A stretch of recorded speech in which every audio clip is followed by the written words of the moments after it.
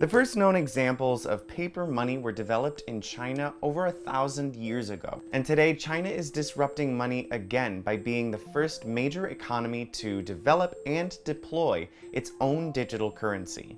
And the world seems ready for it, as services like Venmo, Apple Pay, and cryptocurrencies like Bitcoin have prepped us for virtual transactions. But the digital yuan is different. It doesn't rely on physical money, it's just computer code. The digital yuan has rolled out quite fast. In some cases, like in Shanghai, for example, there's a shopping mall and there are a couple of locations like a shopping mall or the subway where the digital yuan will be used. It's called a Central Bank Digital Currency, or CBDC, and China is not alone in its ambitions to digitize money. Over 80% of the world's central banks are now exploring this, and very few have made the decision to go ahead. A CBDC is almost an amalgamation of a cryptocurrency and a standard currency. It's all digital, but it is created and controlled by a government and/or a central bank. CBDC is fundamentally pretty simple. It's another form of money like the money we have today, but there still is a lot to figure out about exactly how it should work. First of all, we're not exactly sure how it's going to be distributed, how people will hold it, whether it will require them to have a bank account, for example. And we're still figuring out things like how we can make a CBDC work offline and how we can protect people's privacy to make sure that we aren't keeping a record of everyone's transactions somewhere. The US dollar remains the world's de facto monetary reserve. But with so many countries like China going full speed ahead to develop CBDCs for themselves, the US dollar faces a challenge. Either follow the trend, find a better solution, or risk losing its place in the world economy. This is the single most important move on the global chessboard in the last 20 years, is how the United States and its allies interfaces or doesn't interface with the Chinese central bank digital currency.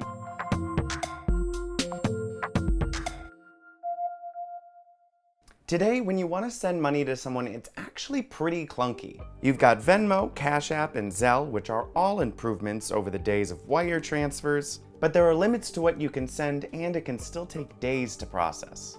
Enter Bitcoin. Bitcoin was built on and originated blockchain technology, which speeds up this whole process.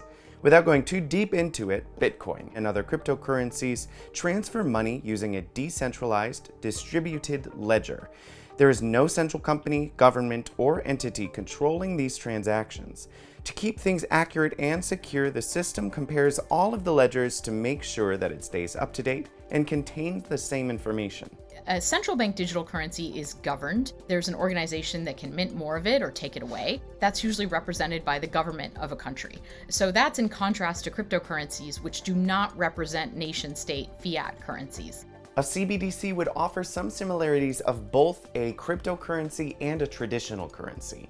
It'd be digital and could even be built using blockchain technology, but it would be centralized and controlled by the government and banks. The idea with CBDC is that it might be the case that you can make payments without going through a financial institution, just the way you do so with cash today. So what would be giving this digital dollar any value? Well, what gives a physical dollar any value? Among other things, it's trust. If people trust money, they'll use it. It doesn't really matter if it has a physical backing. It's still worth $1 because you can turn it in for $1 worth of something else, and everybody accepts it. Right now, 67 countries are researching, developing, or have a pilot program for a CBDC.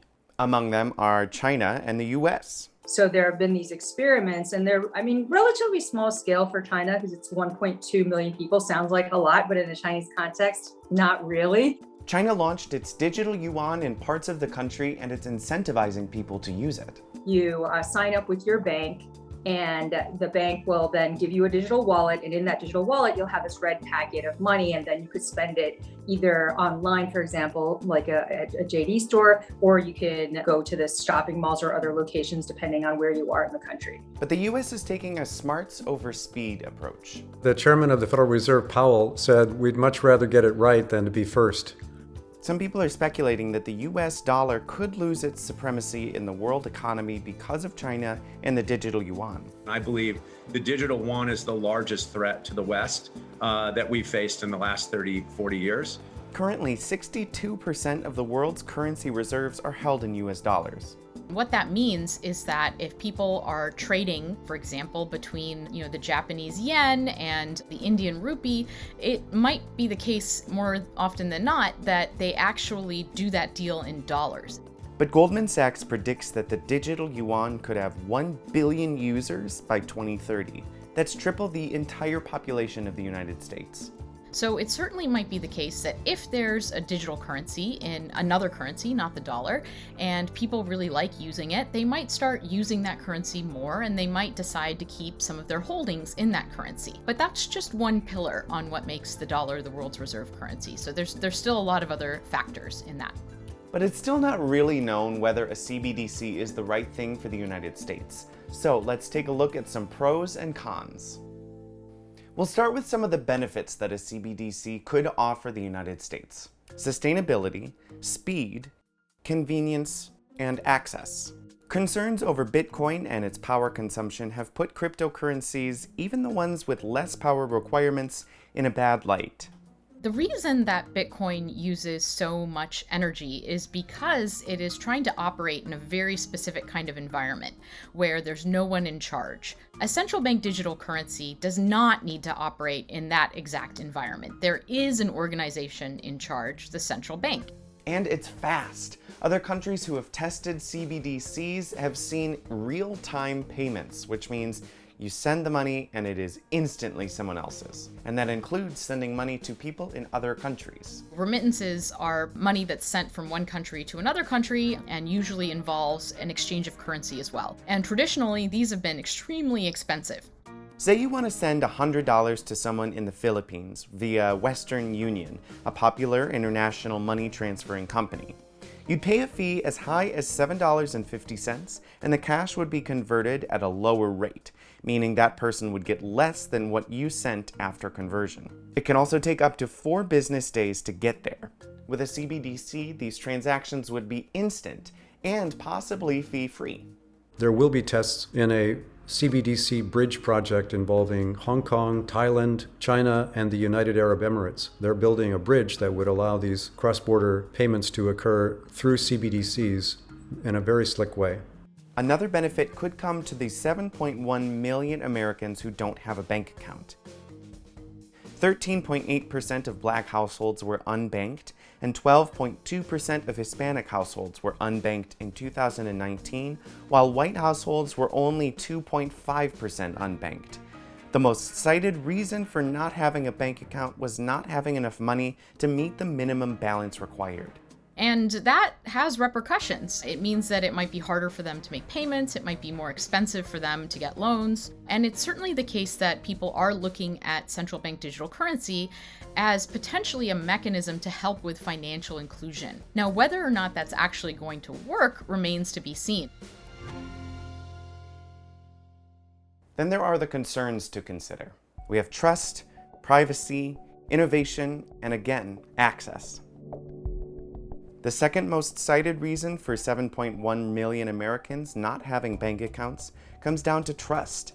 More than a third of those unbanked Americans don't trust banks. For the folks developing a CBDC in the United States, that's a key driver behind the project.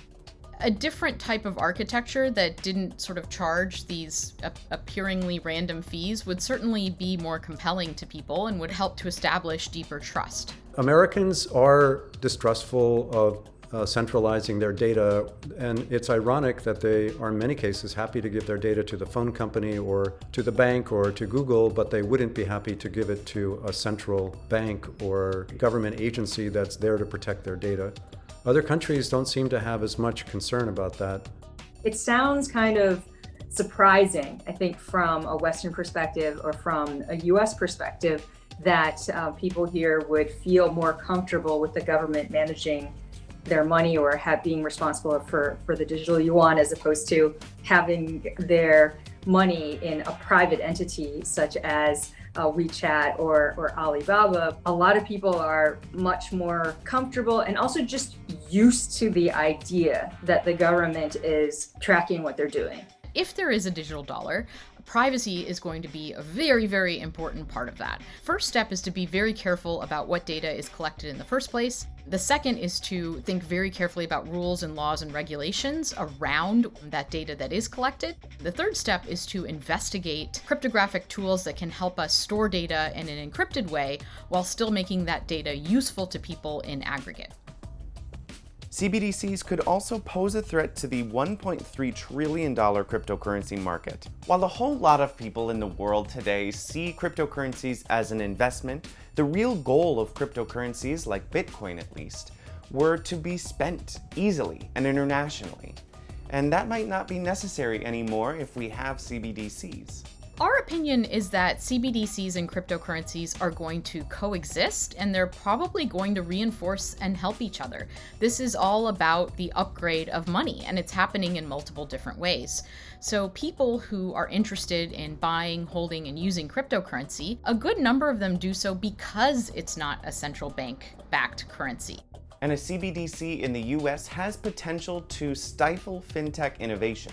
Right now, there are a lot of things happening in the world of digital currencies and financial technology. I don't think the US should build its own digital currency if it stifles innovation like DM or like certain kinds of fintech firms. It needs to leave space for innovation, for entrepreneurship, and not say, we are the solution for everything. And while a CBDC could help those Americans without a bank account, it could also expand the technology gap. 7% of Americans say they don't use the internet. For Black Americans, that rises to 9%. And for folks over 65, that rises to 25%. Only 85% of Americans say they have a smartphone. That's even less, 83% for Black Americans. And Americans with a disability are 3 times as likely as those without a disability to say they never go online. So switching our financial system to an entirely digital one could have some negative impacts for already underserved communities. A central bank digital currency would likely have the effect of reducing the use of paper money. And the unbanked, of course, are relying heavily on paper money. If you make paper money so unpopular that it starts to be difficult to spend, then that could actually harm the situation of some unbanked people unless you have a solution that reaches well into that 7.1 million household group of people that are currently unbanked. A system where we don't use physical money anymore is not hard to imagine and might be in our near future. But the route we take to get to that future is likely to look very different from China. There are some estimates that China could be completely digitized within the next 5 years. So that is really quick. Most of the work that we're doing assumes that CBDC will coexist with physical cash, and that users will still be able to use physical cash if they want to. Now, the fact of the matter is that a lot of the world is moving into the digital realm, and it's probably the case that the use of physical cash is going to decline in the future if more and more moves online. A CBDC does not get a unanimous vote of confidence in the United States. There are other options. Stablecoins, for instance, like Tether, USDC, and the upcoming Diem are cryptocurrencies linked to the price of a dollar. In general, the US payment system is behind. Whether you use a new central bank digital currency, whether you use a private stablecoin, whether you allow fintech firms to play a bigger role. So there are different approaches, and the United States is I hope, going to develop a clear strategy for improving its payment system, because that just adds to the strength of the US economy, and it helps individual people in the US. It all comes down to helping people. Regardless of the solution, the US will have to keep up with an increasingly digital world, especially when it comes to money, where competition between China's digital yuan is heating up. China has certain reasons why they are probably launching a digital currency, and it's not clear that China's reasons map onto the United States, which is a very different environment. So I think it makes a lot of sense to go slowly, to do very, very thorough research, and to try to find out exactly how this technology might work and exactly what problems it might help with.